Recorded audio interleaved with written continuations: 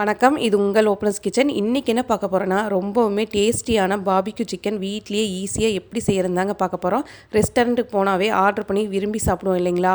இந்த சிக்கன் ரொம்பவே soft and ஜூஸியாக இருக்குங்க. வீட்லேயே ஈஸியாக செஞ்சிடலாம். இந்த ரெசிபி பார்க்குறதுக்கு முன்னாடி நீங்கள் நம்ம சேனலை புதுசாக பார்க்குறீங்கன்னா மறக்காமல் சப்ஸ்கிரைப் பண்ணிக்கிங்க. அப்படி பக்கத்தில் இருக்கிற பெல் ஐக்கானே கிளிக் பண்ணிக்கிங்க. வாங்க இந்த பாபிக்யூ சிக்கன் ரெசிபி எப்படி செய்யுதுன்னு பார்க்கலாங்களா? நான் இன்றைக்கி 3 லெக் பீஸ் எடுத்திருக்கேங்க. முழுசாக எடுத்திருக்கேங்க. தண்ணியில் கழுவி நல்லா சுத்தம் பண்ணி எடுத்து வச்சுருக்கேன். இது 3/4 கிலோ அளவு இருக்குங்க. இது இப்போ அங்கங்கே கீரல் போட்டுக்கலாம். இந்த மாதிரி செய்கிறதுனால மசாலா நல்லா இறங்குங்க. சீக்கிரமாகவும் நல்லா வெந்து வந்துடும்.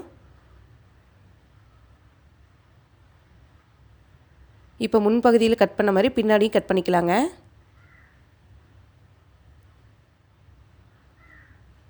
இதே மாதிரி 3 லெக் பீஸையும் கட் பண்ணிக்கலாம்.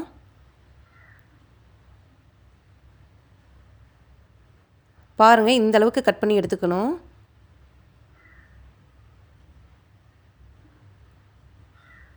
அவ்வளோதாங்க, இந்த 3 பீஸையும் கட் பண்ணி எடுத்தாச்சு. அடுத்தது மசாலா ரெடி பண்ணிடலாம். 3 டேபிள் ஸ்பூன் அளவு தயிர் சேர்த்திக்கலாங்க. தயிர் நல்லா கெட்டியாக இருக்கிற மாதிரி பார்த்துக்குங்க, அப்போ தான் நல்லாயிருக்கும். 3 லெக் பீஸ்க்கு 3 டேபிள் ஸ்பூன் தயிர் கரெக்டாக இருக்குங்க. 1 டேபிள் ஸ்பூன் அளவு மிளகாய் தூள் சேர்த்திக்கலாம். உங்களுக்கு காரம் எவ்வளோ வேணுமோ அந்தளவுக்கு நீங்கள் சேர்த்திக்கிங்க. 1/2 டீஸ்பூன் அளவு மஞ்சத்தூள், 1/2 டீஸ்பூன் அளவு மல்லித்தூள்,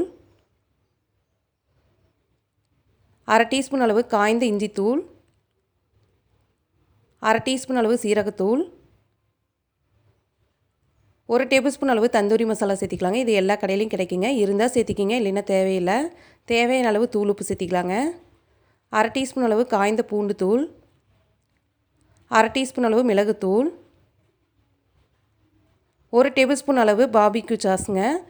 அடுத்தது 1 டேபிள் ஸ்பூன் அளவு டொமேட்டோ சாஸ், 1/2 டேபிள் ஸ்பூன் அளவு சோயா சாஸ் சேர்த்திக்கலாங்க. 1/2 டீஸ்பூன் அளவு வினிகர் சேர்த்திக்கலாங்க. வினிகர் இல்லைன்னா எலுமிச்சம்பழம் சாறு சேர்த்திக்கலாம். இதையெல்லாம் சேர்த்து நல்லா கலந்துக்கலாங்க. உங்கள்கிட்ட பாபிக்யூ சாஸ் இருந்தால் சேர்த்திக்கிங்க, இல்லைன்னா தேவையில்லை. இந்த மாதிரி சாஸ் சேர்த்தும் போது தாங்க ரெஸ்டாரண்ட் ஸ்டைலில் டேஸ்ட்டு கிடைக்கும். இதையெல்லாம் நல்லா மிக்ஸ் பண்ணதுக்கப்புறம் 1 டேபிள் ஸ்பூன் அளவு ஆயில் சேர்த்திக்கலாம். எண்ணெய் சேர்த்திட்டு நல்லா திக்காக கலந்து எடுத்துக்கலாங்க. இந்த மசாலாவுக்கு கொஞ்சம் கூட தண்ணி தேவைப்படாதுங்க. ஏற்கனவே சாஸ் எல்லாம் சேர்த்திருக்கனால அந்த ஈரப்பதமே இப்போ கரெக்டாக இருக்கும். நீங்கள் இஞ்சி பூண்டு பவுடருக்கு பதிலாக இஞ்சி பூண்டு விழுதாக கூட சேர்த்திக்கலாம். 1 டேபிள் ஸ்பூன் அளவு சேர்த்தினீங்கன்னா கரெக்டாக இருக்கும். இப்போ மசாலா ரெடி ஆயிடுச்சுங்க. அடுத்தது சுத்தம் பண்ணி எடுத்து வச்சா சிக்கனை சேர்த்திடலாங்க. சிக்கனில் நல்லா மசாலா படுற அளவுக்கு தடவிக்கலாம். நல்லா 2 பக்கமும் தடவி எடுத்துக்கலாங்க. இந்த மாதிரி சிக்கன் வீட்டில் செஞ்சு கொடுத்தீங்கன்னா எல்லாருமே விரும்பி சாப்பிடுவாங்க. திரும்ப திரும்ப செஞ்சு கொடுக்க சொல்லி கேட்பாங்க. அவ்வளோ டேஸ்ட்டாக இருக்குங்க. அவ்வளோதாங்க, 2 பக்கம் நல்லா தடவி எடுத்தாச்சு. இப்போ இதை ஊற வச்சிடலாங்க. 3லேருந்து 4 மணி நேரம் ஊற வச்சு எடுத்துக்கலாம். அப்படி இல்லைன்னா நீங்கள் ஒரு நைட்டு ஃபுல்லாக கூட ஊற வச்சு எடுத்துக்கலாங்க ஃப்ரிட்ஜில் வச்சு. நான் இன்றைக்கி 3 மணி நேரம் ஊற வைக்கிறேங்க. சிக்கனை ஊற வச்சு 3 மணி நேரம் ஆயிடுச்சுங்க. இப்போ நீக்கி பார்க்கலாம். பாருங்கள், சிக்கனில் நல்லா மசாலா இறங்கி நல்லாவே ஊறி இருக்குது. எவ்வளோ நேரம் ஊற வைக்கிறோமோ அந்த அளவுக்கு சிக்கன் நல்லா டேஸ்ட்டாக இருக்குங்க. அடுத்தது இப்போ ஃப்ரை பண்ணி எடுத்துடலாம். சிக்கன் லெக் பீஸை தவா ஃப்ரை பண்ணி எடுத்துடலாங்க. அதுக்கு 2 டேபிள் ஸ்பூன் அளவு எண்ணெய் சேர்த்திக்கலாம். எண்ணெய் இல்லைன்னா பட்டர் கூட சேர்த்திக்கலாங்க, நல்லாயிருக்கும். எண்ணெய் நல்லா சூடாகட்டும். எண்ணெய் நல்லா சூடானதுக்கப்புறம் 2 சிக்கன் லெக் பீஸை சேர்த்திக்கலாம். அடுப்பை மீடியம் ஃப்ளேம்லேயே வச்சுக்கலாங்க. இந்த மாதிரி அகலமான பேனை எடுத்துக்கோங்க.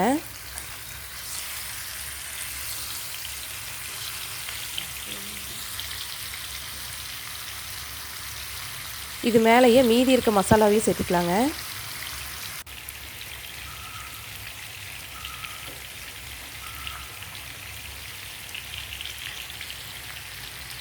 சிக்கன் அப்பப்போ நெவுத்தி விட்டுக்கலாங்க, இல்லைன்னா அடி பிடிச்சிரும்.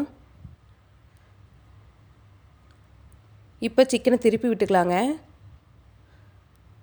2யும் நல்லா திருப்பி விட்டு 5 நிமிஷம் நல்லா குக் பண்ணலாம். மூடி வச்சு குக் பண்ணலாங்க. அடுப்பை மீடியம் ஃப்ளேம்லேயே வச்சுக்கோங்க. ஹை ஃப்ளேமில் இது வச்சிடாதீங்க. அப்போ தான் நல்லா சிக்கன் நல்லா வெந்து வருங்க. இப்போ மூடி வச்சிடலாம். 5 நிமிஷம் கழிச்சு நீக்கி பார்க்கலாங்க.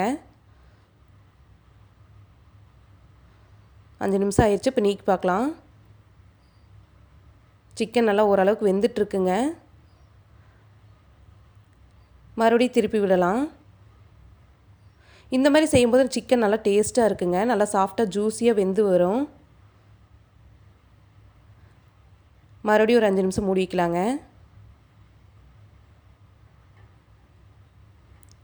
நல்லா இந்த சிக்கன் வந்து ஸ்மோக்கி ஃப்ளேவராக வர்றதுக்கு கடைசியாக ஒரு டிப் சொல்லியிருக்கேங்க. கடைசி வரை வீடியோவை மிஸ் பண்ணாமல் பாருங்கள். நீங்களும் அந்த மாதிரி ட்ரை பண்ணி பாருங்கள், ரொம்பவே நல்லாயிருக்கும். மறுபடியும் திருப்பி விட்டுக்கலாங்க. திருப்பி விட்டு மூடி வைக்கலாம். 5 நிமிஷம் கழித்து பார்க்கலாங்க. பாருங்கள், இப்போ சிக்கன் நல்லாவே வெந்து வந்திருக்கு. நல்லா 2 சைடும் வெந்திருக்குங்க. இந்த ஸ்டேஜில் அடுப்பை சிம்மில் வச்சுக்கலாங்க. ஒரு 2 நிமிஷம் நல்லா சிம்மில் வச்சு எடுத்துக்கலாம்.